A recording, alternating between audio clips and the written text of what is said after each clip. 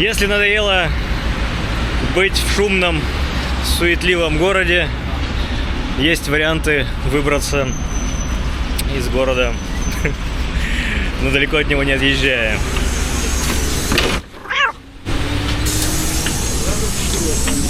Но для этого надо зайти в автобус.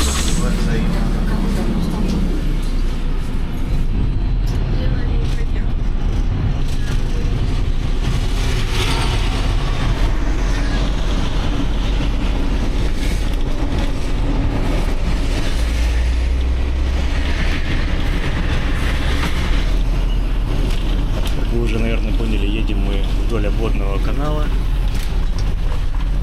Сейчас пересекаем речку Екатеринговку по Бутуевскому мосту. Церковь Богоявления Господня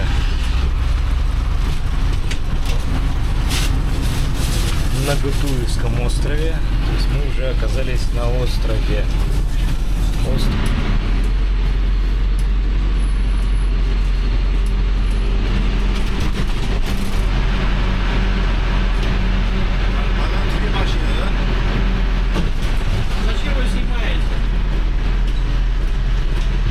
Хочу.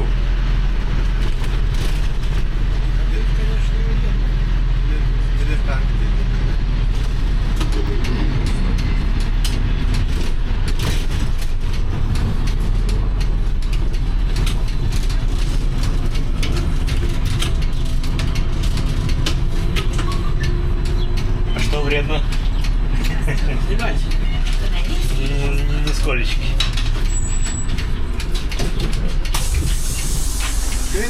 Да, спасибо.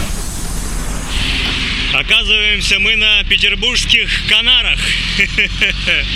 Ну как Канарах? Остров Канонерский. Собственно, здесь и заключается сегодняшний наш маршрут. Такой вот отрыв от реальности и суеты. Возможно, сейчас посмотрим, как он, в каком виде прибывает и что здесь есть. Идем. Добраться сюда можно только на колесах. Конечно, вариант пешочком через туннель возможен, но дико не советую. Туннель построен в 1985 году, прямо под морским каналом. Морской канал тоже, в принципе, сооружение искусственно углубленное, достроенное. Это мы все увидим, выйдем на набережную.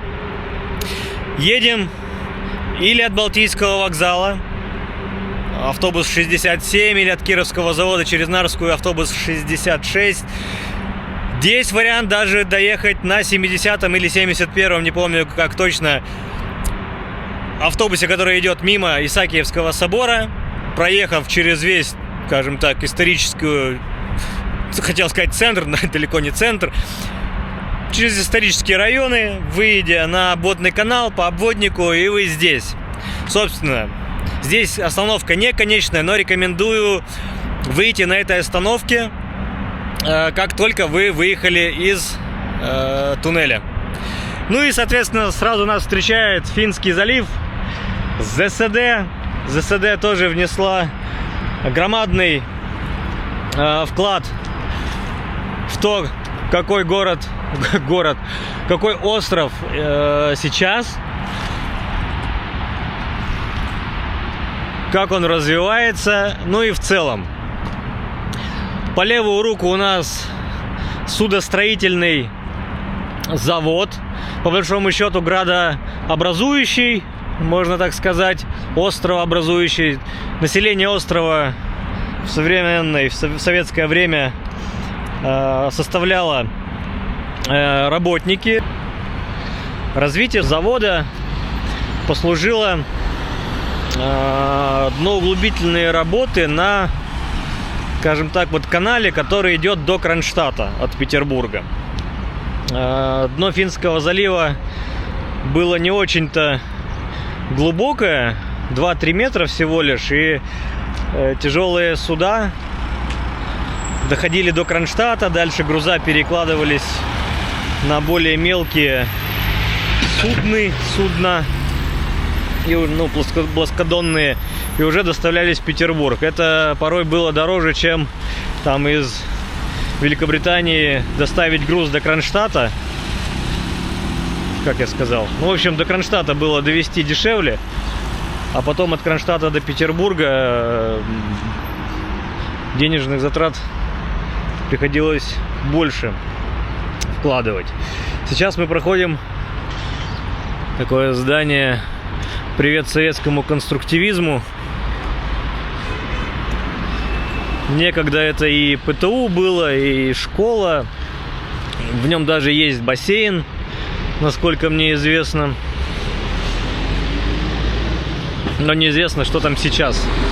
В принципе, нам не так это и важно сейчас. Главное, это первая достопримечательность, которая нас встречает на острове.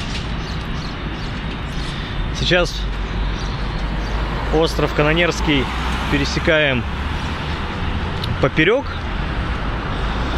Идем к морскому каналу, Путиловской набережной. Само имя Канонерский произошло от канонер или канонир, пушкарь. Еще в Петровскую пору, по большому счету, скорее всего, остров использовался как склады, как, возможно, полигон, где канониры обучались стрельбе из пушек.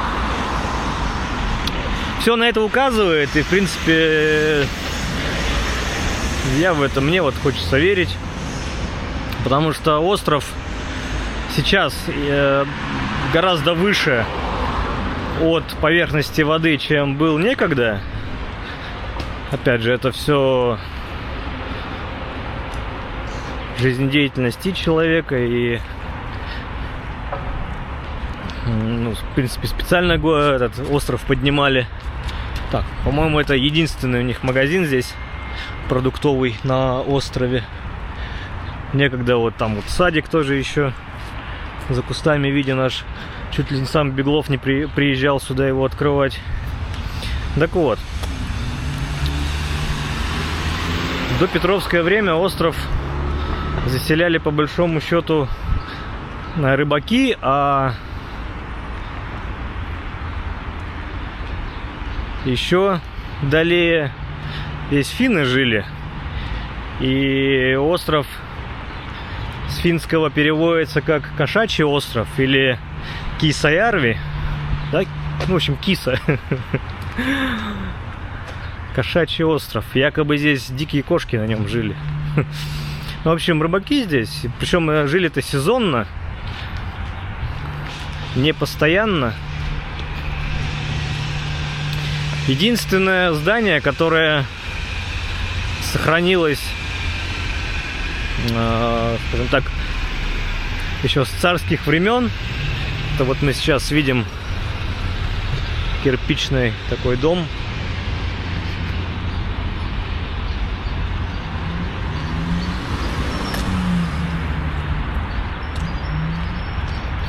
Где-то здесь должен быть у нас памятник коту заодно.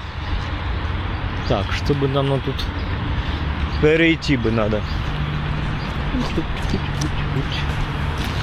Чтобы лучше разглядеть. Ну, мы уже на Путиловской набережной. Там уже ворота завода. Но это здание изначально строилось для инженеров судостроительного завода.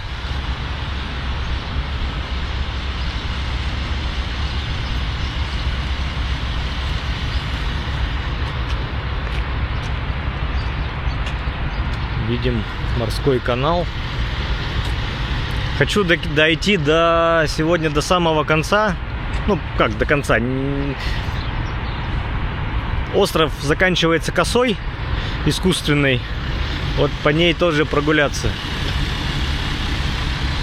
Собственно, единственное здание дореволюционное. Величественное ЗСД. И вот это вот классические все виды. Здесь любят снимать обзоры на автомобили с красивым фоном. Музыканты и те, кто мимикрирует под музыкантов, снимать здесь свои музыкальные видео, на русский манер клипы. Очень все это тут так урбанистичненько. Так, а сейчас мы поищем кота. Ну и мы сразу оказываемся у кота. Кот, оказывается, стоит во дворе этого здания. Такой, знаете, в штанах, в куртке, в кепке, платочек повязан. Считается, что, ну, один из вариантов — это отсылочка к портовой истории острова.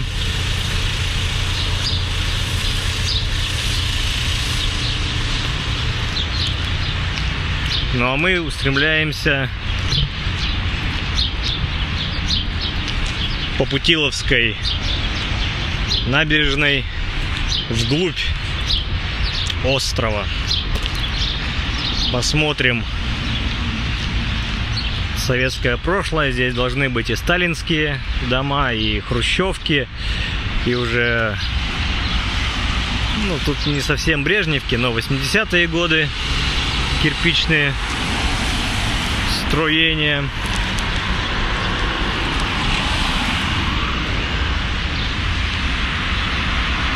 И тут мне подсказали, что учащиеся Макаровского, скажу просто, Макары, вот этого военного вуза, в бассейне того ПТУ чуть ли не физру ходили сдавать. Ибо ж морской универ. Все должны, хотят они или не хотят, но уметь плавать.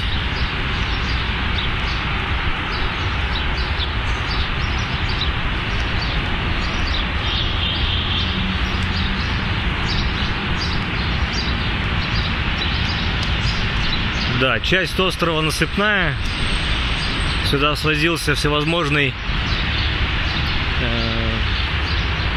ну, мусором-то не назвать, но строительный, назову так, строительный мусор. Всякий щебень, отсып, отвал, все, что не жалко. Это и в советское время было, и дореволюционное, когда строили канал. По сути, та коса, по которой мы пойдем, из того материала, что поднято со дна. То есть далеко-то не увозили это все. Если даже на картах посмотреть на Яндексе, то этот канал до Кронштадта прямой, судоходный. И вдоль него видны полоски земли. Уже за это время они, конечно же, там поросли деревьями, кустарником.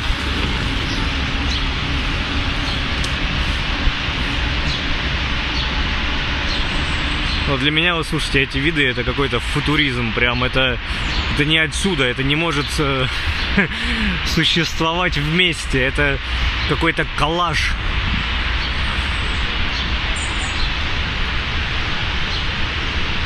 Сейчас мы вот мимо, уже пройдя этих сталинок, выйдем к хрущевкам.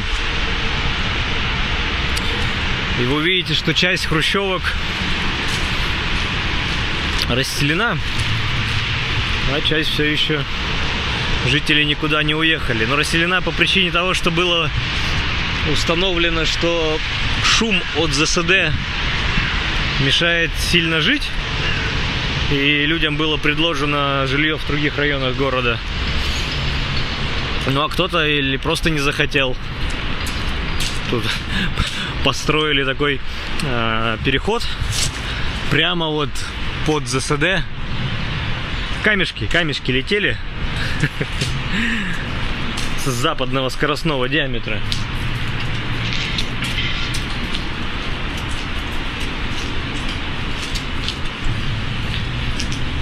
Жители сильно попросили, жителям не смогли отказать. Слушайте, по-моему, вот это была хрущевка расстелена, окна были заложены там или железом зашиты. А сейчас вы посмотрите, здесь стеклят, новые рамы ставят, новые двери парадные. Или как? В советском доме не парадная, наверное, надо по-обычному говорить. Падик. Подъезд. Ну, максимум лестница, да? Ладно, вы тут уж меня умней поправите. Вот, и здесь у нас по правую руку несколько домов однотипных хрущевок. Одна из особенностей острова Канонерский — это наименование улиц. Их здесь просто нет. Единственная дорога, которая имеет свое название, это вот по левую руку вдоль морского канала, Путиловская набережная. У всего остального адрес как в деревне. Просто номер дома. И не знаю, наверное, те, кто пишут еще письма, отправляют корреспонденцию, то это просто остров Канонерский и номер дома. Сейчас вот мы подойдем. Как символично, дом номер 13. Видно вам, нет? Приближусь сейчас. Канонерский остров 13. И так все дома. Нет ни одной улицы. Вот дом 16. Я говорю, как в этой. Мы как будто в деревне, правда. Город отрезан. Остров отрезан от города. От местных жителей слышал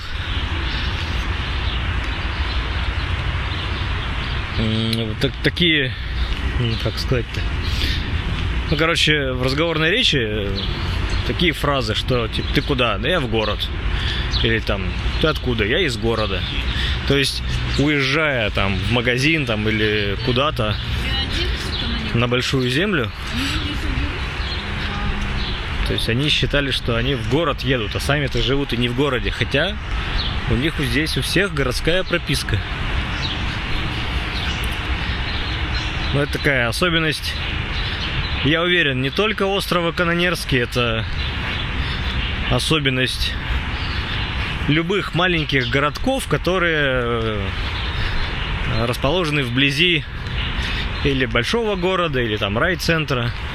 То есть это вроде бы сами-то в городе живут, но как-то вот по старинке, видимо,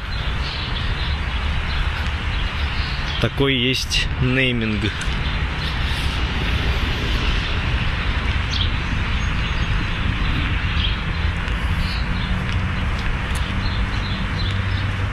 На карте здесь есть парк. Он как раз расположен в дальней части. Получается, что это у нас? Южная часть, нет?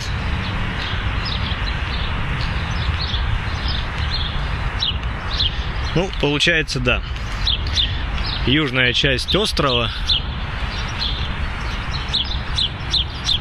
Надеюсь, у нас получится пройти мимо забавных бывших общак. Вот часто вот это вот, судя внешнему виду, это вот как минимум бывшая общага. Опять же, скорее всего, общежитие строилось для работников судостроительного завода. Такой вот они все по всему Союзу, вот эти типовые общаги.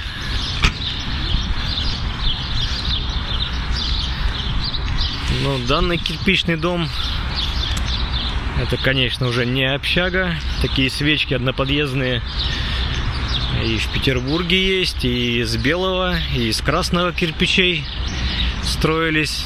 Насколько мне помнится, это конец 70-х. Ну, плюс-минус.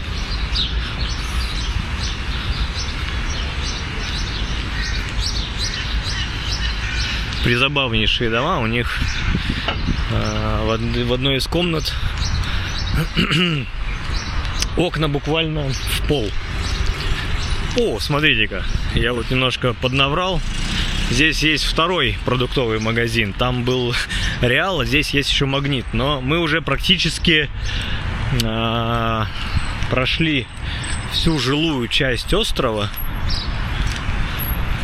У нас за спиной там остался судостроительный завод, потом вот жилая часть, а дальше некий парк, в который мы пойдем. Да, это, видимо, вот эти два дома. Сейчас я сделаю кружочек, чтобы опознать ту часть интересную дома. Найду ее, и мы встретимся.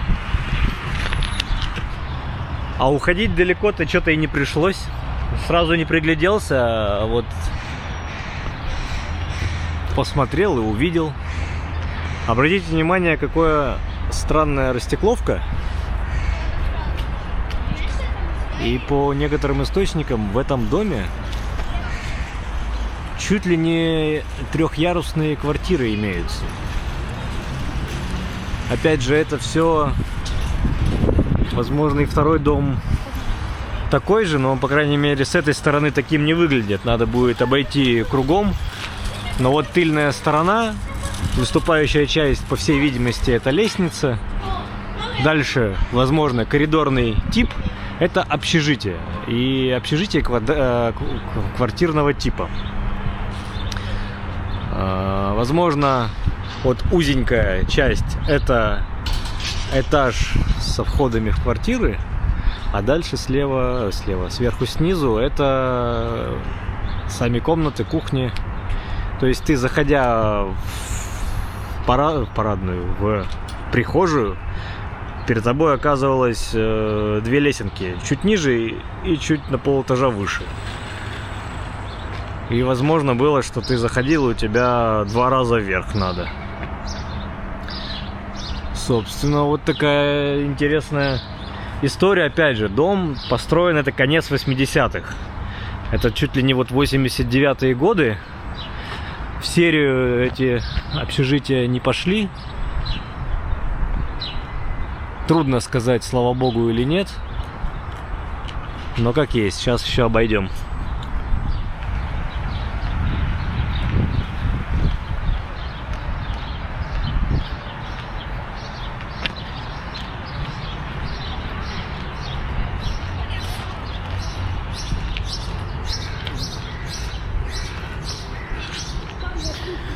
До 83-го года, до того, как был построен туннель под морским каналом, люди сюда добирались только лишь по воде, никаких мостов не было. Но опять же, какие мосты, когда по морскому каналу идут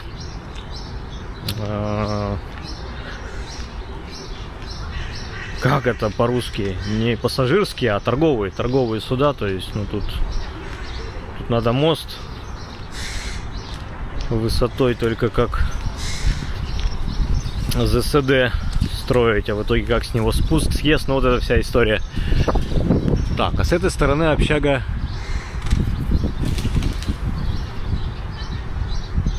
балконная, все тут балконы с этой стороны.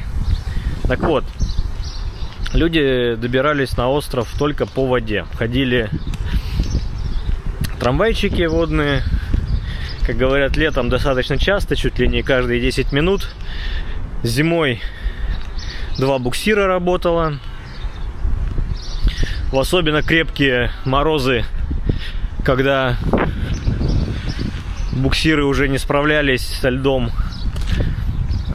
наводилась переправа по льду из мостков, скажем так.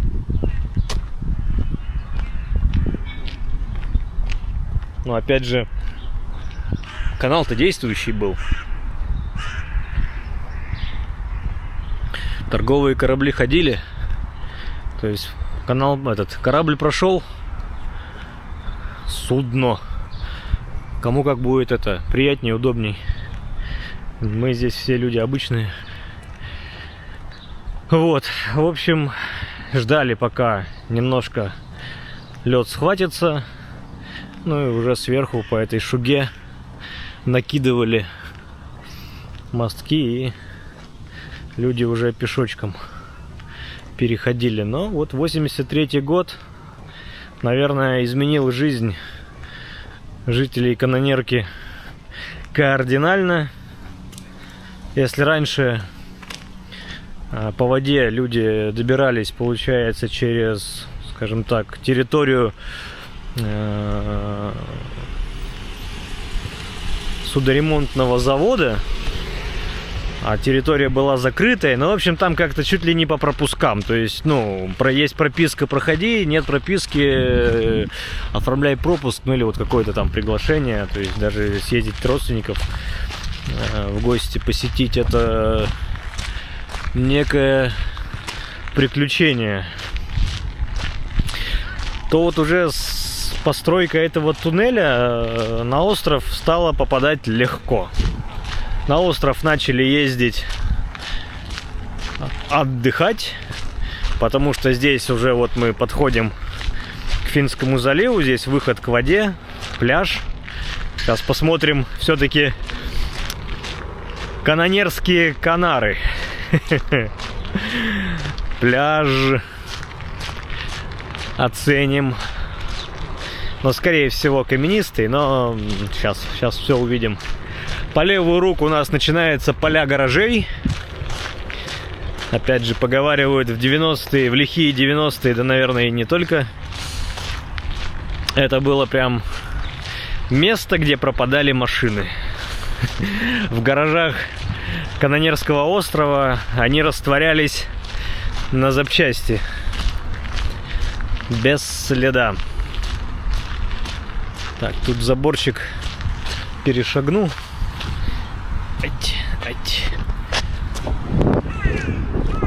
Вот у нас граница жилой зоны. Далее гаражи, а далее по карте парк. Ну и что за парк, мы, конечно, тоже будем посмотреть.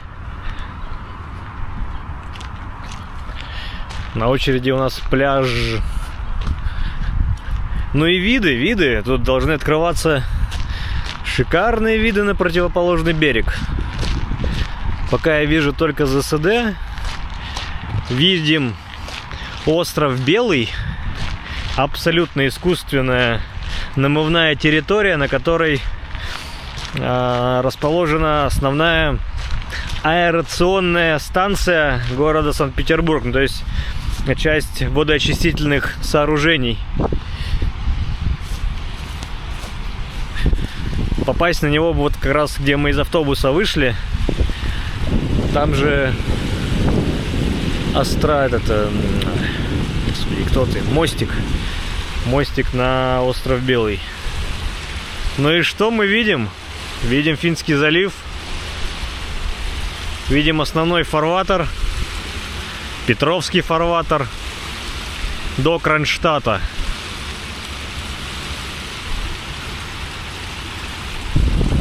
Чуть-чуть виднеется Газпром, как это ее, высотка газпромовская, Кукурузина по-простому. Ну а теперь наша задача от этой точки до конца острова, ну, до косы искусственно сделанной, почти 3 километра, там 2,70, 2,80. Мучить вас этим длительным получасовым переходом по тропинке, грунтовой дороге и всяким там буеракам вас не буду.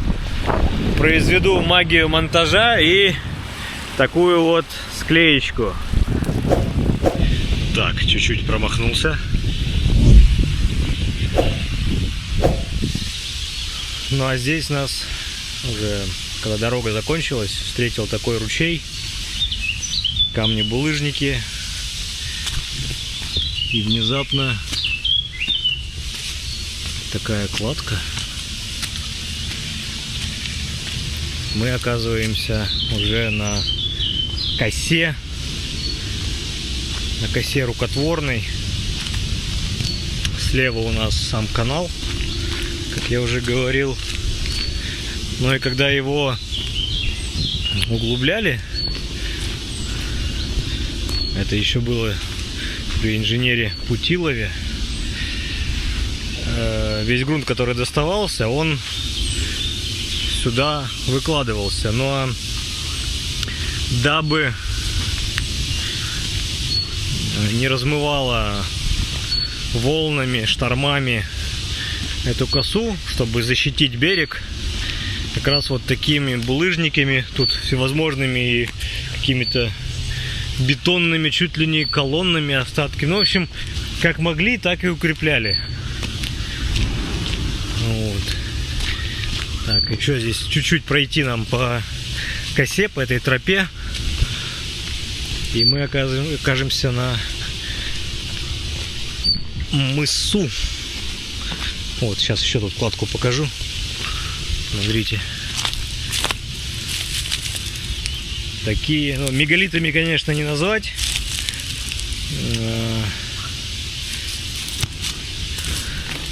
Полигональные кладки тоже не видно.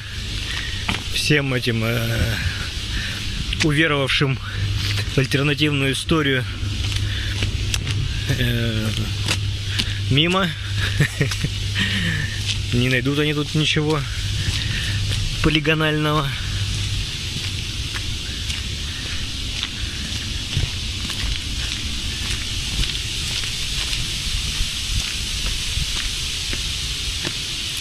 Почему именно с этой стороны? Потому что сам Финский залив у нас есть за деревьями.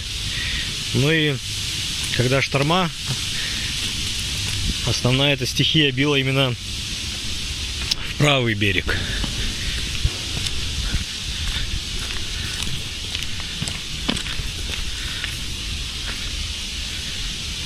Где-то и простой булыжник, где-то и отесанный, сложенный. Так, давайте я выскочу здесь, выйду, покажу. Берег уже тут зарос. Ну, зарос, наверное, по той причине, что, кстати, и здесь тропа есть. По той причине, что уже и дамба построена, и никаких штормов сильных нет, и наводнений. Поэтому берег не размывается, не подмывается и потихоньку начинает зарастать.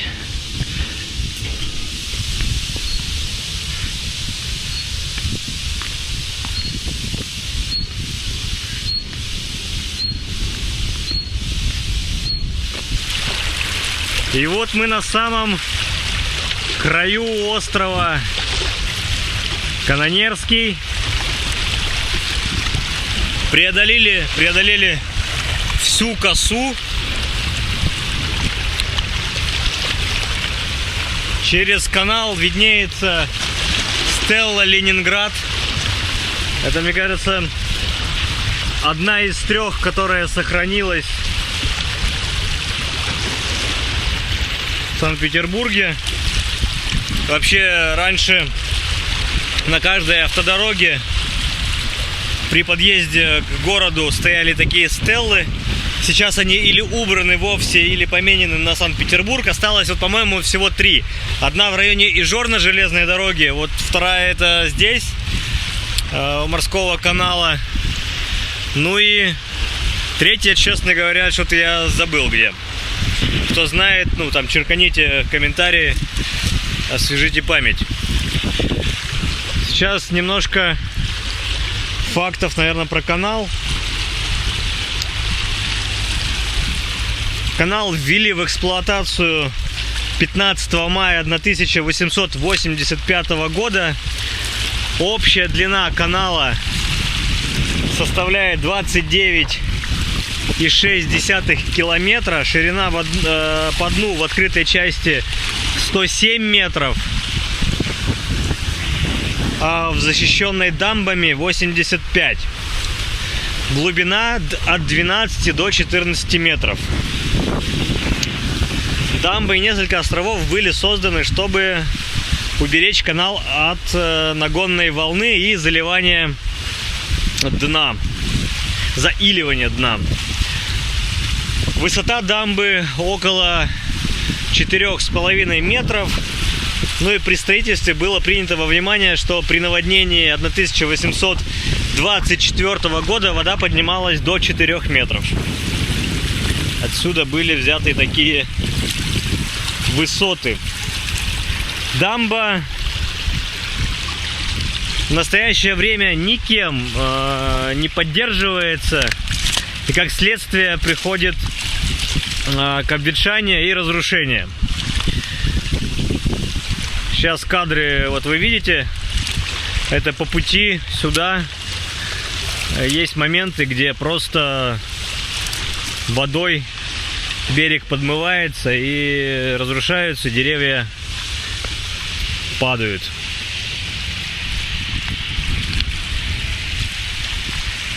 Что ж, я сейчас здесь немножко посижу, понаблюдаю вокруг, полюбуюсь Финским заливом. У меня с собой бинокль. Попробую высмотреть отсюда Кронштадт и двинусь в обратную сторону. Не переключайтесь. Вот мы оказываемся снова на Путиловской набережной. У нас за спиной ледокол Мудюк. Привет, славный город-герой Мурманск. По-моему, он раньше в Мурманском порту работал. Ну и вот так, на фоне ЗСД, на фоне кранов, говорю вам очередное спасибо. Прогулялись по славному острову Канонерский. Часть Петербурга, которая буквально в 4 километрах от улицы Садовой. Здесь Нарвская недалеко, здесь Балтийский вокзал недалеко. 4 автобуса ходят сюда. Поэтому не надо никуда далеко ехать на электричке или тем паче, там, не знаю, 50 километров в сторону Выборга на озера. Есть желание оказаться на берегу Финского залива, почему бы не съездить сюда? Но если у вас будет какой-то съестный и вот эта вся история с собой, всегда забирайте обратно мусор, потому что мусора на берегу косы достаточно много. Это, конечно, печалит. Абсолютно не берегут природу, мать вашу. Берегите природу. Оставайтесь со мной. Надеюсь, открыл для кого-то в очередной раз Петербург новый. Заполнили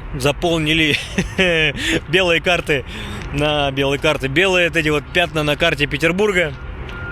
Собственно, на фоне цветущих, хотел сказать, люпинов, но не знаю чего-то цветущего. Лайки, подписки. Не переключайтесь, будет интересно.